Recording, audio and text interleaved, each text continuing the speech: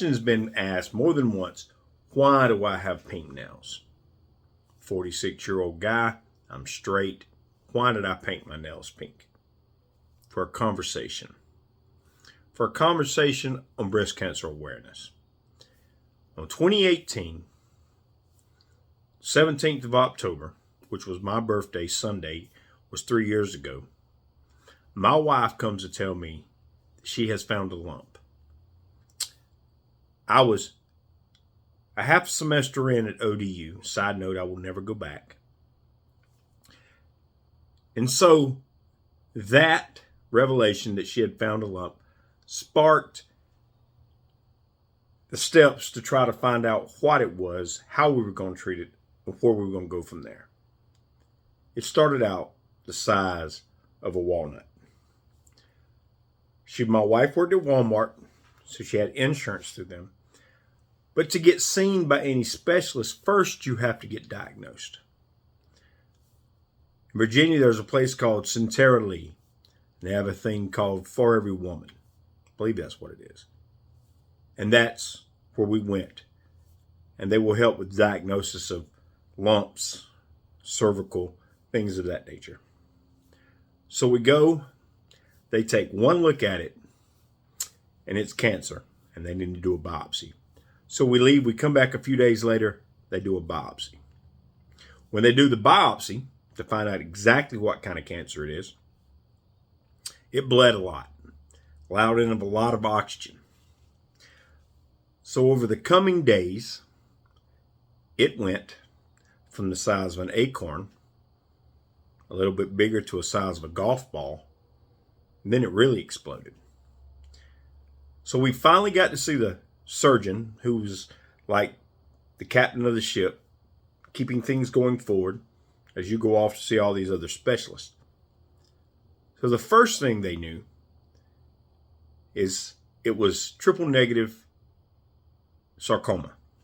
There was no hormones involved. There was no pills to give. It's a hard treatment. It's like the worst of the worst that you could have. And my wife was in for a fight. The doctor told her, the surgeon, this is a marathon, not a sprint. And it's going to test you. But you can get through it. So my wife and me now have watched this thing explode on her body. My wife is a small woman. She was well endowed. She had double D's. And from the time that she had the biopsy to the time the doctor seen us, the surgeon, which was in December, the beginning of December, it was from her nipple to under her arm. It was about 10 to 13 centimeters hard and thick and wide. So they rush us in. Can't do surgery first because it's too big. Can't do radiation because it's too big. It won't do any good.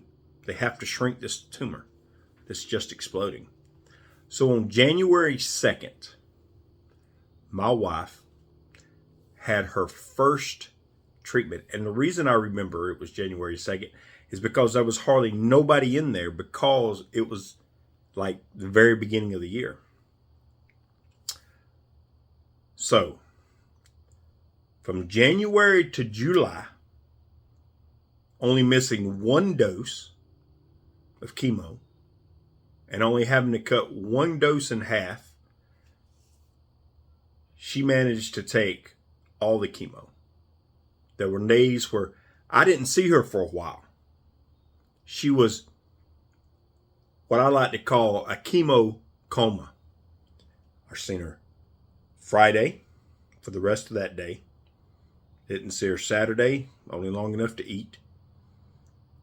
I didn't see her Sunday, long enough to come out, eat, and she'd go back to bed. Monday was a little bit better. Seen her a little more. Tuesday, she'd come out. And then she'd slowly work back around. She'd be better by Thursday. And then by Friday, she was good, but then you got to go back to chemo. And this is the cycle in which we kept for nearly 6 months just doing chemo. She did her first set and she went back. And then there's a set that she done that was harder and more potent than the first set that you could only do every other week. She called it the Red Devil. That's what the people on the internet called it. She took plenty of Claritin. The Claritin helped with the bone aches. My wife shaved her head during this, and I shaved mine as well with her. And so we were in this together. Now, we get through with the chemo. We waited a month. She has to build her strength back up to be able to go into surgery. She has a double mastectomy. We had problems with that because the implants, one was okay and the other one rejected. But that was all right. She's still living and she's still alive. It was a struggle mentally as well as physically, but we hung in there. Now, October 14th, a year after my wife telling me that she had a lump, that's when she started 25 doses of radiation. Go in, it was quick, boom, boom, and you're out. And it took its toll, though it was not quite as hard as what the chemo was on her. Come back around, her numbers kept looking good. She kept feeling better, especially after she stopped doing the chemo. Then she was declared in remission. She had beat it. It was a long, hard fight. And for any woman that beats that type of cancer, to beat cancer, period, but to beat cancer, survival rate's only 70%. Yeah, because I looked it up. And then it's have to get without that 5-year range before they consider you to be in the clear. That takes a lot out of a woman. That takes a lot out of the family. But we did it. That's why my nails are pink. Check yourself. Make sure you understand your body, and when you see something or feel something that's not right with your breast, please have it checked. Don't wait till it's too late. And then when you're diagnosed and they tell you what you have to go through and what's coming, fight like hell. Don't give it a moment's rest. Understand that you can beat it. You can be strong enough. Just remember, you're not the first to go through this. You won't be the last. But whatever you do, don't give up and don't stop believing that you're going to beat it.